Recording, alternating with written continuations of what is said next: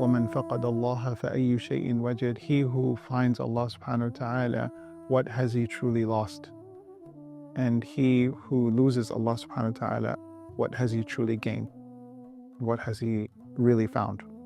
The Prophet sallallahu alaihi wasallam emphasized on the significance of seeking knowledge. He says in a hadith, طَلَبُ الْعِلْمِ فَرِيضَةٌ عَلَى كُلِّ مُسْلِمٍ, that seeking knowledge is an obligation upon every Muslim.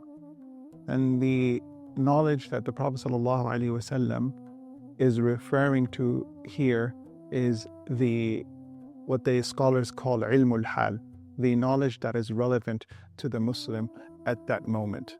Learning or studying the conditions and the pillars and the arkan of Hajj are not mandatory. But if you want to go this year and perform your Hajj and do your pilgrimage, then you must study the ahkam and the rulings of Hajj, and that fardul ayn. You can't just go and imitate people and circle the Kaaba and go between Safa and Marwa. And similarly, you can't pray without knowing how to pray. You can't fast without knowing how to fast. You can't go into trade without learning and studying the parameters of mu'amalat and so on and so forth. And so this talabul ilm, this pursuit of sacred knowledge and this journey, it's not about gaining information, it's not about degrees, it's not about winning debates and arguments. It's about transforming ourselves into being better beings. It's about illuminating the heart. It's about perfecting ourselves. It's not about knowing more, it's about becoming more. And in reality, that's all that matters. Allah subhanahu wa ta'ala says, يَوْمَ لَا يَنْفَعُ مَالٌ وَلَا بَنُونَ إِلَّا مَنْ أَتَى اللَّهَ بِقَلْبٍ سَلِيمٍ. On that day, neither will your wealth or children benefit you. The only thing that will benefit us is if we come back to Allah subhanahu wa ta'ala with a sound heart. See, everyone will meet Allah, alone and individually.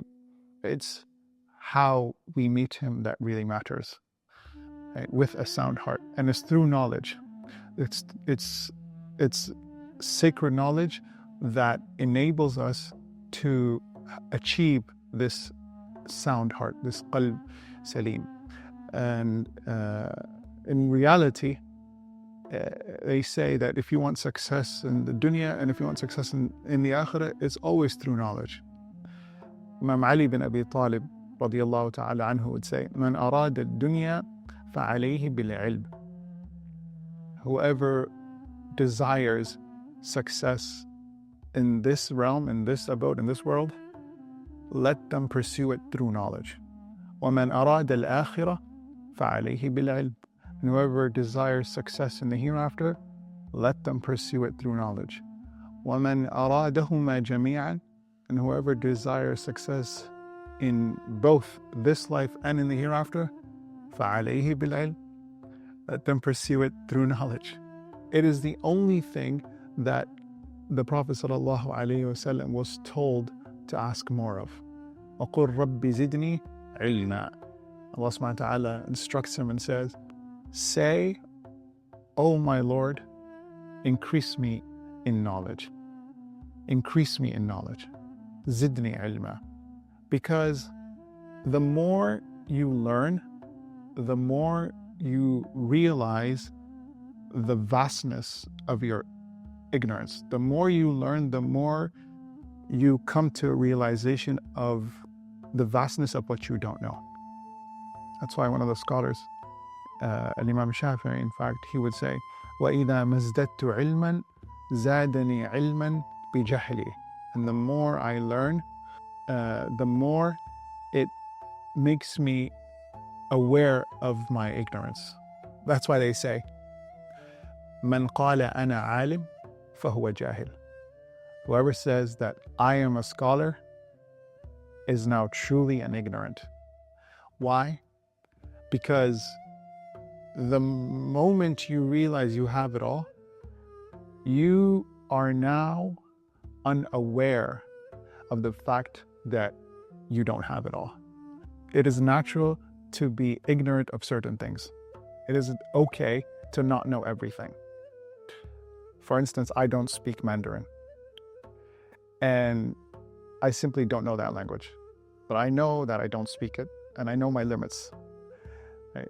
But if you fail to realize that it's natural to not know everything, is when you are now, is what is now called compound ignorance or complex ignorance. Jahlun murakkab. Right? There was a man by the name Hakim, and he wasn't a Hakim. Hakim in the Arabic language is a wise person. Right? He wasn't a wise person because he had this sense of jahlun murakkab. He thought he knew it all, and he didn't. And that's a simple fact. And so the scholars would talk to him, they would try to teach him, but there's only so much you can teach to someone that thinks they know it all. It's like a patient, if they're sick, and if they are convinced that they are not sick, how in the world can the doctor help them? So a poet saw him once on, he had a donkey and he was on his donkey. And so he wrote this line of poetry and he said, قال حمار الحكيم يوما. The donkey of the Hakim one day said, لو أنصف الدهر كنت أركب.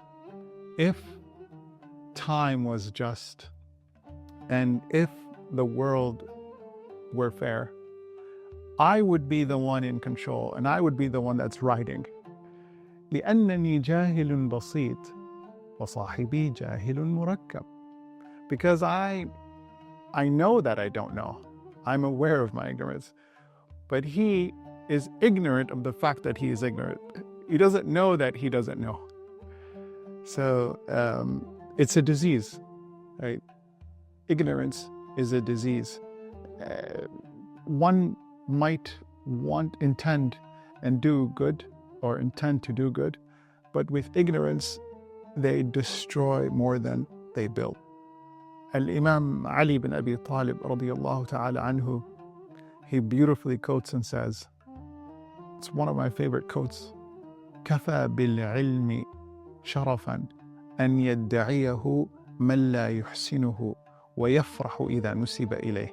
It's enough of an honor for knowledge that even the ones that don't possess it and don't have it claim it, and they rejoice whenever it is attributed to them.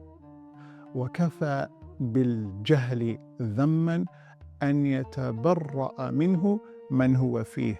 And it's enough of a disgrace and shame for ignorance that even the ones surrounded by it and are drowning in it are eager to deny any connection to it.